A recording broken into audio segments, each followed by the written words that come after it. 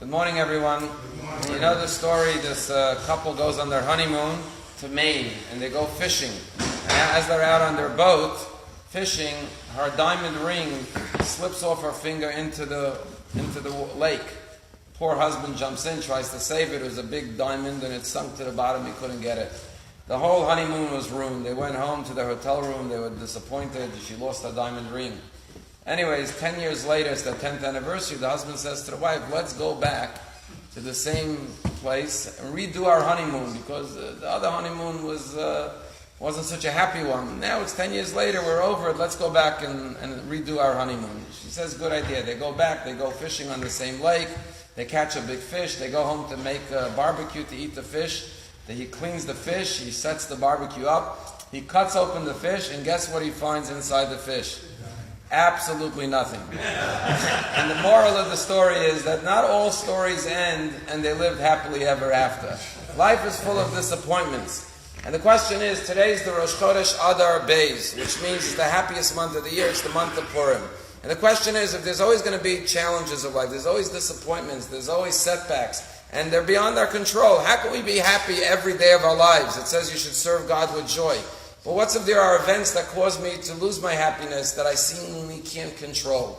And so, what is happiness? You have to know what you're looking for in life. So there are 5 levels of happiness. The first level of happiness is the happiness that comes from material things. There's no denying it. You get a new car, you get a nice wardrobe, you eat a nice meal in a good restaurant. It makes you happy. But that's the most basic primitive level of happiness. It lasts for a few minutes, you enjoy the meal, you go home. It's not meaningful happiness. So that's only level 1. What's level 2?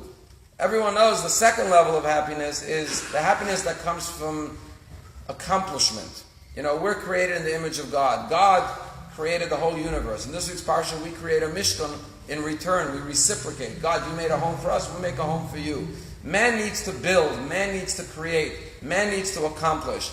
More meaningful than the joy that comes from material things, which are usually, temporary and fleeting, is the happiness that comes from an accomplishment. Now, it could be a small accomplishment, like successfully building something, or building a family, which is a much bigger accomplishment, But whatever it is, building something, creating something, feel like you're progressing, like you're accomplishing things in life, that's a higher level of happiness.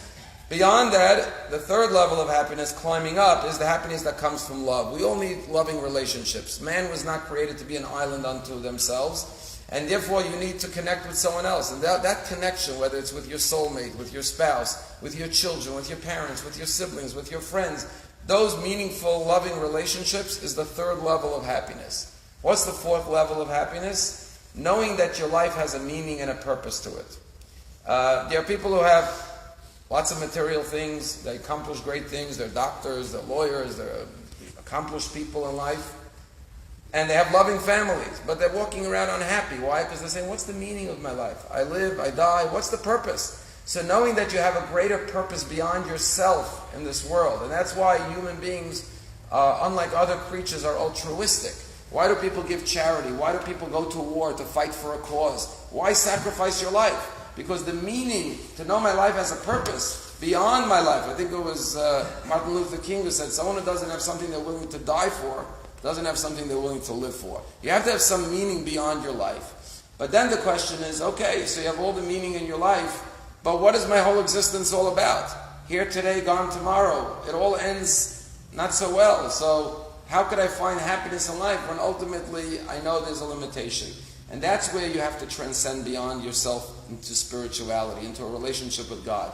To have faith, to know that it's not just that this chapter, if you read a book and it makes sense, read a chapter and it makes sense, but you want to know it's part of a bigger story. That it's not just that this paragraph makes sense or this sentence makes sense, but there's a bigger context. There's a before, there's an after, there's eternity, there's God, there's something beyond our physical life. And therefore having a relationship with the divine and transcending our physical existence, faith in God, connection to God, that's the ultimate level of fulfillment and happiness in life. And how do we do that? We do it by seeing God in our daily lives. When you notice Hashem in your life and you say, look what Hashem just did for me. This is not an accident. This was an act of divine love.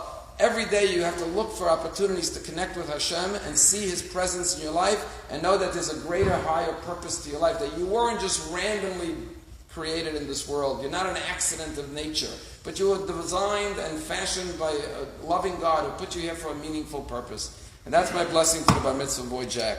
Jack, you're going to celebrate your beautiful bar mitzvah this Shabbos. You have wonderful parents, grandparents, and I knew your great-grandparents as well.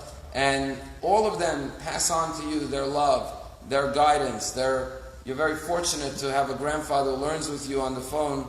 The point is that you should know that you were created by Hashem and put here for a great purpose. And now begins your mission in life to find your purpose in life, your meaning, your destiny, and what you will accomplish in this world, and find your unique relationship with Hashem. Mazel tov to you and to your whole family.